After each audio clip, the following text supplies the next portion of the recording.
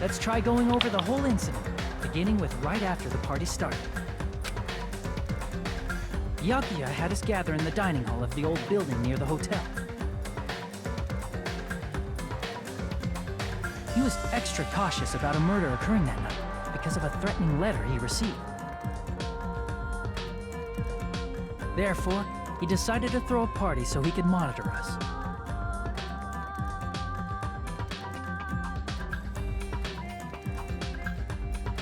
Though one person didn't come, the rest of us assembled at the dining hall, and the party was underway. But at that time, the trap set by a certain someone was already in motion.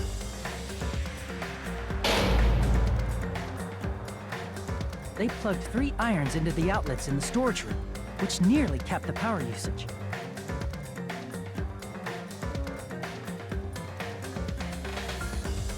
Additionally, they prepared something else that would activate at 11:30 p.m.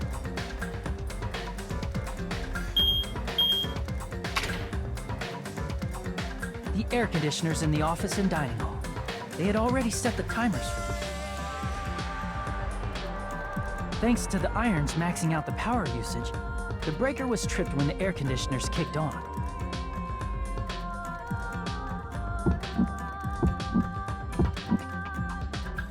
Since the windows in the old building were covered, the blackout plunged the dining hall into total darkness.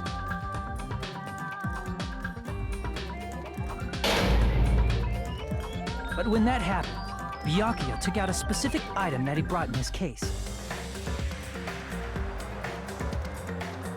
That item was the night vision goggles. Byakuya was so concerned about a murder occurring that he brought a variety of security equipment with him. When he put on his night vision goggles, Byakuya witnessed a certain someone making a suspicious move.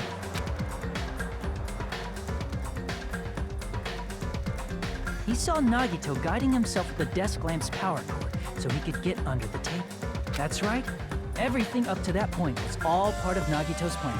The murder warning to Byakuya, the source of the blackout, it was all Nagito. While the blackout was happening, someone else, the real killer, began making their move in the kitchen.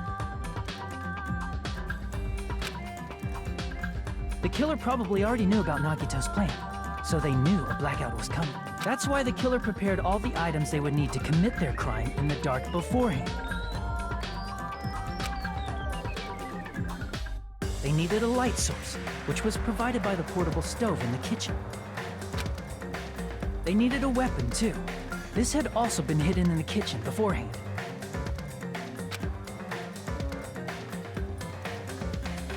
The long iron skewer used in the churrasco dish. The killer hid that inside that meat with the bone in it. With the weapon and portable stove in hand, first, they closed the fire door in the hallway so their light source wouldn't peek toward the dining hall.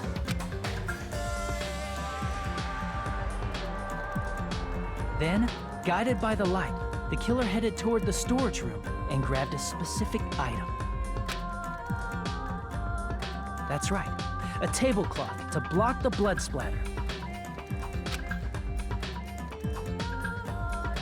With this, the killer finished their preparations and snuck under the floorboards through the secret passage. They probably turned off the portable cooking stove at that point, or left it near the entrance of the door. The floor in the dining hall is full of gaps, so there's no way they could have safely held a light source.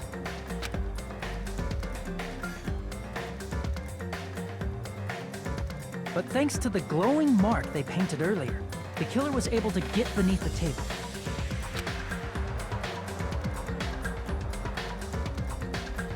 Under the table, Byakuya found the knife that had been hidden there. If only he had retreated, he probably wouldn't have gotten killed, but he had to retrieve that knife, and at that moment,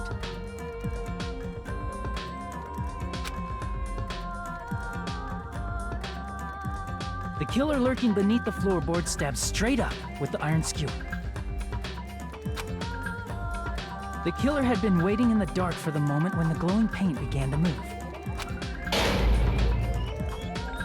After they murdered Byakuya, the killer purposefully shouted from beneath the floorboards to make it seem like they were still in the dining hall. Afterward, They came out from underneath the floorboards and rushed back to the kitchen. And then, after hiding the murder weapon in the kitchen, they rejoined the group as if nothing had happened. There's only one person who would have been able to commit this crime, especially if that person is someone who'd think of an unexpected way to hide a weapon inside food.